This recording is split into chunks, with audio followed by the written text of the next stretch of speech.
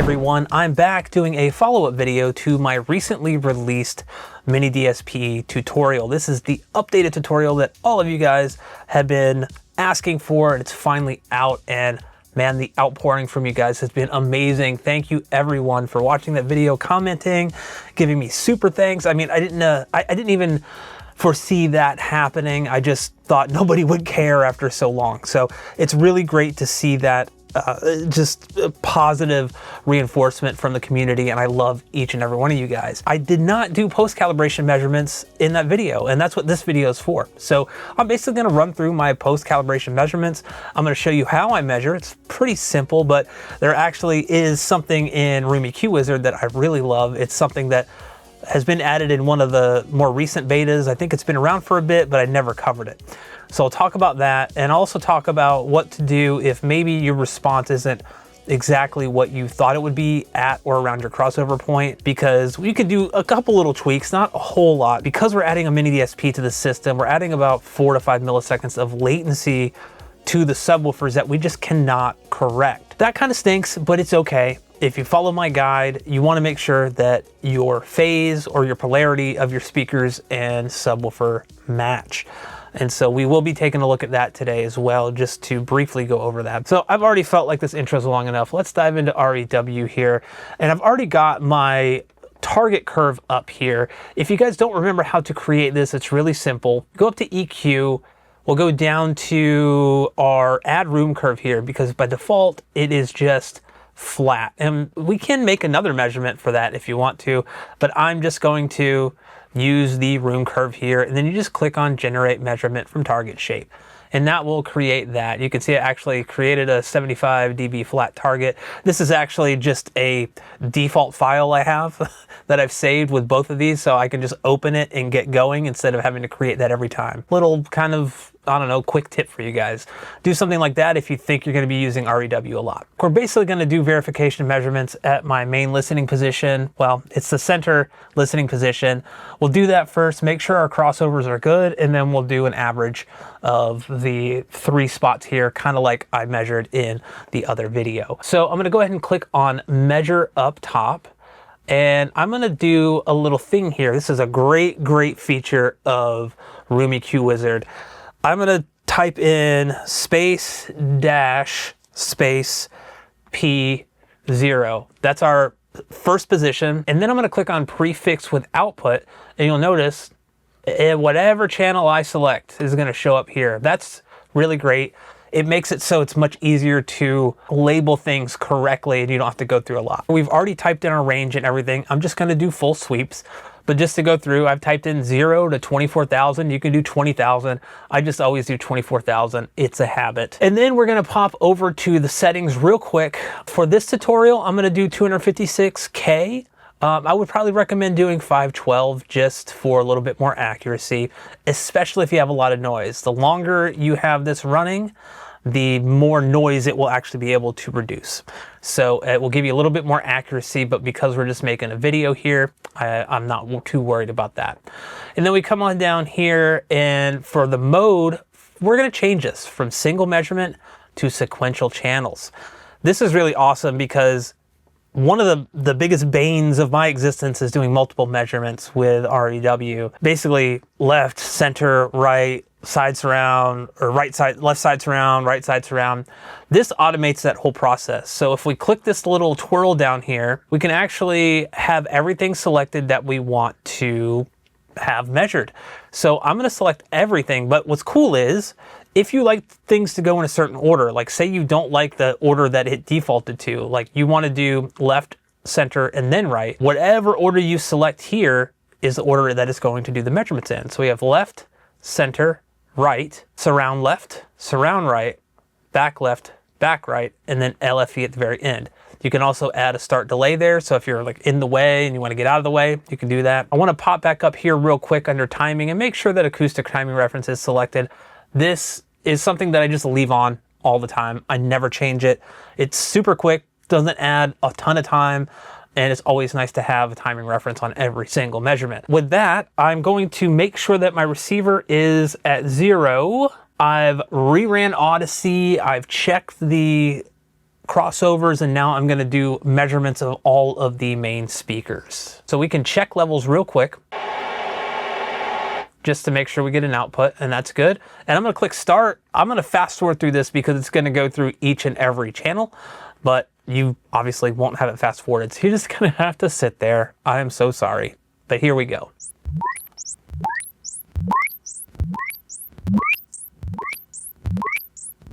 Okie dokie, so we have that done there. And what I'm going to actually do is we don't really need the LFE measurement at all. So I'm gonna not remove the whole thing. I'm just gonna remove this single selection here. So just remove, and that way we're just left with our main measurements, which is what we want. Also, I'm just going to focus on the 10 to 200 range because we're really just focusing on the crossovers and how the subwoofer or subwoofers are interacting with our main channels and our Atmos channels. So instead of focusing on the full measurements of all the way down, I'm just going to focus on 10 to 200.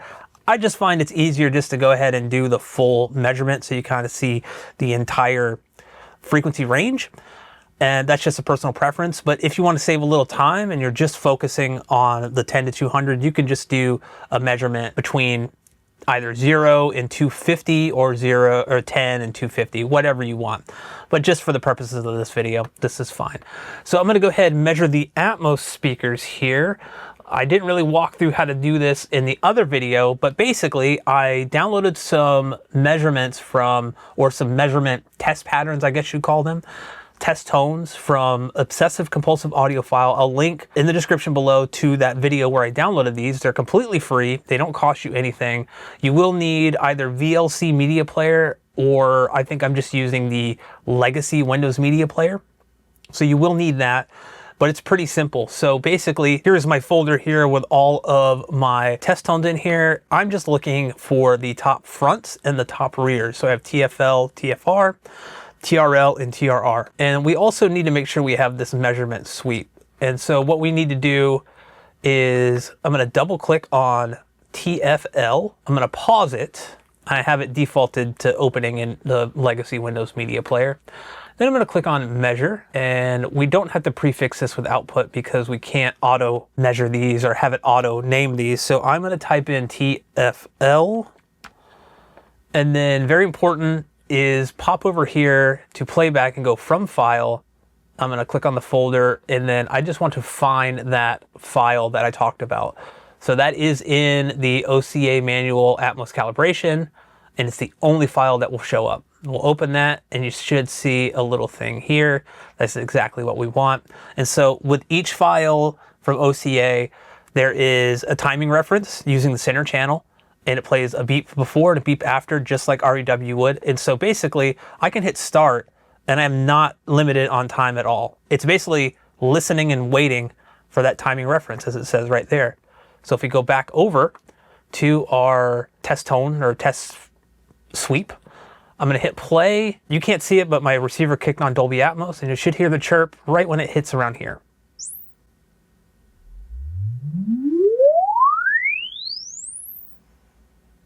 There we go. So we can exit out of that. I can right click here, clear. And so now you see we've measured our top front left.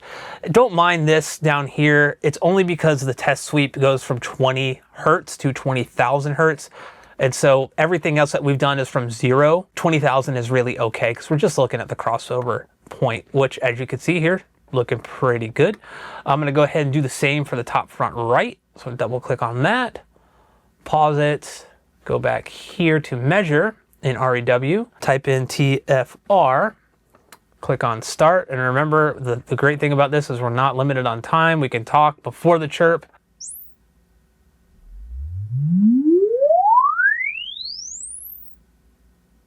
Alrighty, there we go. Also, do keep in mind I have lighting equipment and stuff in here, so this is not something I would typically have in here if I was doing this. So any measurements that might look weird at any point, keep that in mind.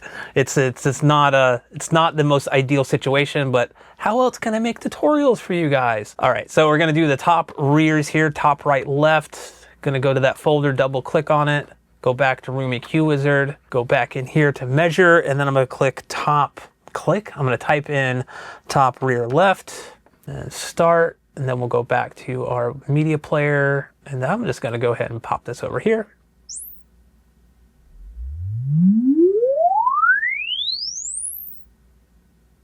So, all right, top right left, or top rear left, I'm sorry. Top rear left is done, top rear right, we're gonna click on that, and then go back to Room EQ Wizard, top rear right, start. We're gonna go back over here.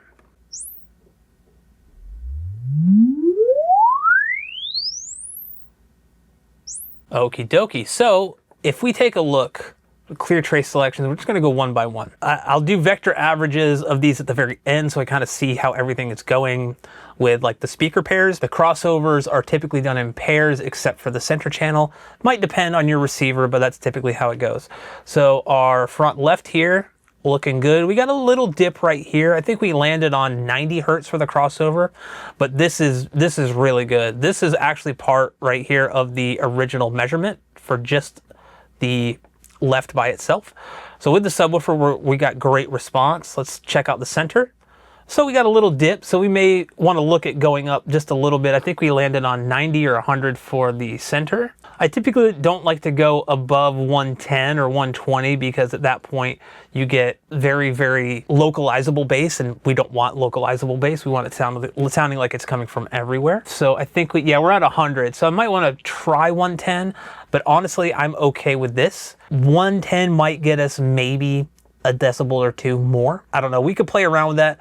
Before I would make any like big decisions, I would listen to the system first and make sure that that's okay. But that's our center. So our right, looking good, looking good. Still got a little dip there, but that's okay. Again, part of this, and like I said before, part of this is because of the delay that the miniDSP is added. The downside to that is it's hard to get a perfect alignment because of that delay. We're looking at the surround left now, which is looking good. Surround right, also looking good. Back left, looking good. Got a little dip, but it's also in a weird spot back there, so it is what it is.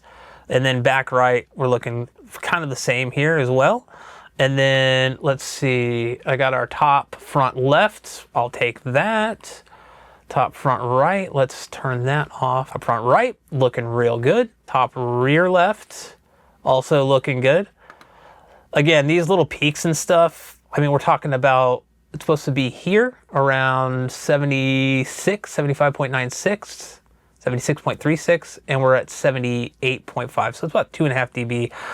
Honestly, I'm not sure that you would ever notice that, especially from the height channels. And then top rear right, we're also looking good. So that is the main position. I want to average these, but I'll quickly talk about what you can do to maybe change your crossovers a little bit and just make little micro adjustments. Typically, what I would recommend doing is listening to the system first, but have it in your mind or write it down on a piece of paper or a note on your phone.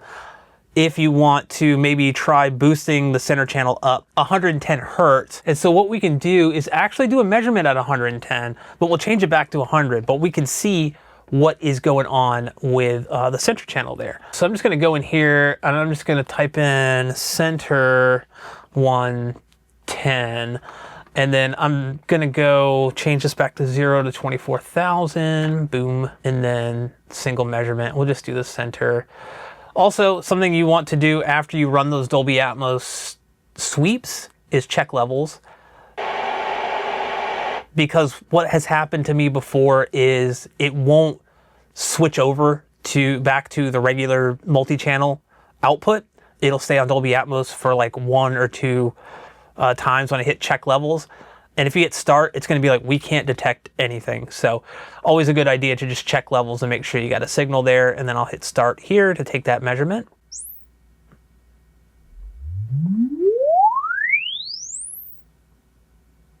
All right, so it's slightly different. This is also due to my AC noise being on. You can kind of see the variation there. The AC is on because it gets hot in here. And I don't want that while I'm recording a video. But if I was doing this for real, the AC would be off. Just FYI. I think just sticking with 100 was probably our go-to there, but 110 doesn't look too bad. So this is our 110, and then this is our 100. So if I have them both on right around here, we could see an increase about a 1 to 1.5 dB. Not enough to really, maybe not even that. We have a slight difference in overall output across the board here, but nothing that I would say this is night and day difference. So I would probably err on the side of caution and just keep it at 100, because I'd still recommend going as low as you can for your crossovers that get you the flattest response. Sometimes you have room issues and you need to pop things up a little bit. That's okay. I'd rather bring things up a little bit, like 110 or 120 hertz, have a flat response than have a big dip. That's always preferable to having a big dip. Basically, what I want to do now is I've ran through that. We've seen that like making little micro adjustments can have a big difference. I don't really see anything here with the other channels that I need to fix. And so I've already got these measurements. I'm gonna delete this center one that I just took. And then I'm going to actually do measurements at the other two positions, and I'll average those and see what we get here and make sure that we're all good, because that's also something we want to do, is we want to make sure that if we're making micro adjustments, that it's not affecting something in another seat. So what I want to do first, before I move the mic to my other position, is I'll go ahead and click on measure here, and I'm going to delete this part, and I'm going to label this P1. Those of you that followed my last tutorial know exactly what that means. So basically this is the second position. I'm going to swap this back over to sequential channels. It's going to remember exactly what I had selected before. We can go LFE, we can untick that because we don't need it. And I'm going to go ahead and move the mic, and you can see me again as I move from the first camera to the other camera. I'm doing a Christopher Lloyd impression here. Okie doke. We're back in our seat here. This is what we're running with. We can actually leave the output at anything we want. Because we're using sequential channels, it's going to disregard whatever this output is set to and just go from this list here, which is really great. So I'm going to go ahead, I'll check levels again just for the heck of it. We are all good. I'm going to click on start.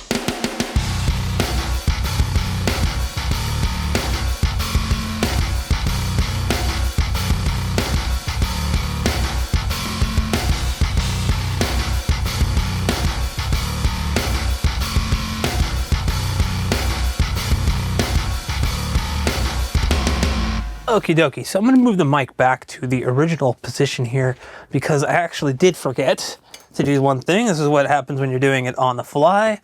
So I wanted to talk to you guys about the impulses and the polarity of all speakers and subwoofers. Well, the subwoofers. We can take a look here if we do one last thing, and that is just take a single measurement from the subwoofer. Remember earlier when I took a measurement of the subwoofer and I said, we don't need it, I deleted it. We do actually need it. Really easy to just take one real quick. So I'm just gonna put LFE. We don't have to do anything fancy. We'll just do 0 to 250. And then we'll go over here to single measurement and select LFE. Make sure that this stuff is ticked for the LFE minus 10 dB. All right, so with that selected, I'm gonna go ahead and turn off like basically everything else just by selecting it, except for our original ones here, the P0. So what I want to do here is I want to go into my overlays. And this is just so we're checking the polarity or the impulse peak of all the speakers in the sub. We want to make sure they're all facing the same way. So I'll just turn these off. I will start with the center because that's my main one. And we want to look at our impulse peak and make sure that it's facing up or down. Down would be negative polarity, up would be positive polarity. Typically, most speakers are positive. If you are wired correctly most of the time with the black wire going to the black and the red wire going to the red, this is what you'll get.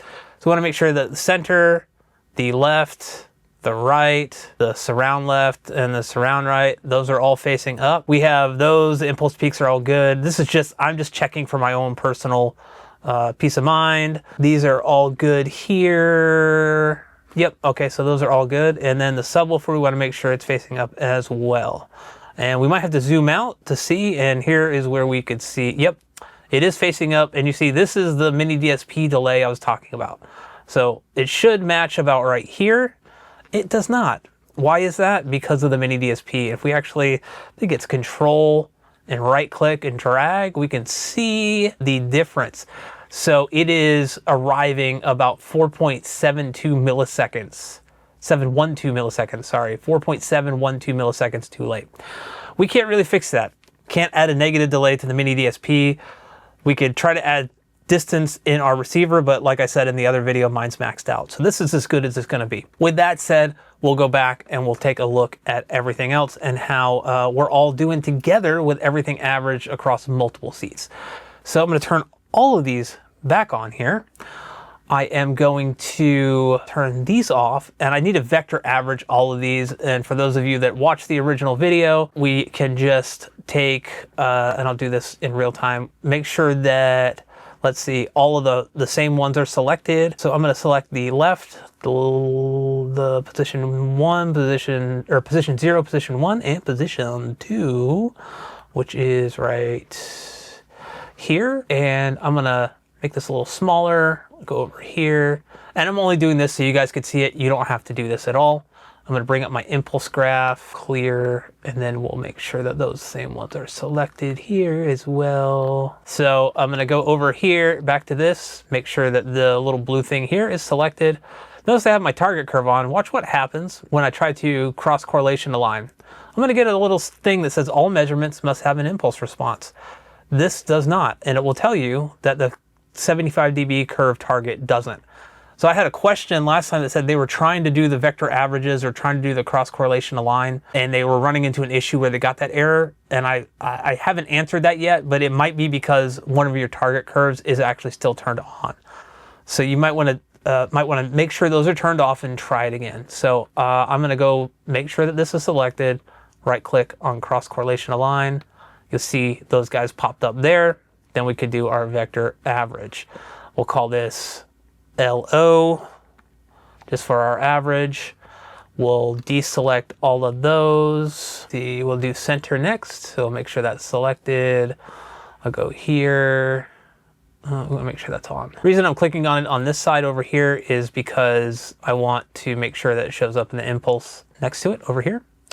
And so we can zoom in here. We'll right click on cross correlation align, bam, and then vector average, and we'll label that CO. So I'm just gonna fast forward through this real quick, and so we can get going on that and take a look, and then we'll wrap this video up.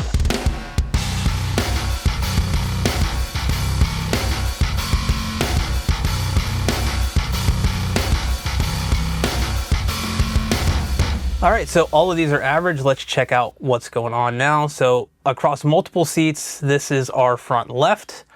Very, very good. We still got a little dip there, but honestly, not too shabby. This isn't something that I would probably even concern myself with. Again, partly because we can't really fix the delay that the miniDSP adds. So we can maybe bring up the crossovers a little bit, but I think we're okay here. The center, moving on, we got a little dip here. So this is something that we could probably boost a little bit, but we talked about it before. And I honestly, this is probably okay. Listen, and then maybe bring it up 110, maybe 120. I probably wouldn't go above that. Our front right, looking pretty good. Similar to the front left. Got a little dip there, but that's okay. Surround left, pretty damn good. I really like that. Surround right, also the same. A little less boost there. Got a little dip here, but that's you know, gonna be what it's gonna be. Back left, looking good. Back right, looking good. The back left's also in a weird spot because you can see this dip. It's like back there on literally a bifold door. I have it mounted on that. Top front left, looking good there. These actually, for these speakers not having back boxes or anything, it's really good. Fairly similar to top front left. The top front right's the same kind of, top rear left and top rear right. So overall, I think we look very good. What we can do real quick, we'll unselect this. Let's average our front left and right, just because we can take a look at how they're interacting together. Pretty dang good there, okay. About what we figured. Let's do the same with surrounds, side surrounds, vector average. Look there, perfect, good. So our backs, we'll vector average. All right, looking good, looking good. Let's do our top fronts, perfect. Top rears, also good, also good. That's awesome. And that pretty much wraps everything up. So let me know what you guys thought of the whole process, even with the post-cal measurement. Sorry, might have been a little lengthy, but I just wanted to kind of bring you guys along and show you my process for getting all of those measurements done and averaging them and everything. I hope you guys found this video useful. Also, again, thank you so much for the massive outpouring of support for the updated miniDSP guide, and hopefully this video and all the other videos on the channel ever since I announced that I'm going in this new kind of budget and mid-range oriented direction. I really appreciate that. Thank you everyone for commenting, throwing super thanks in there. You don't have to do that, but it's so much appreciated. It really helps keep this content coming. Thank you guys for sticking around.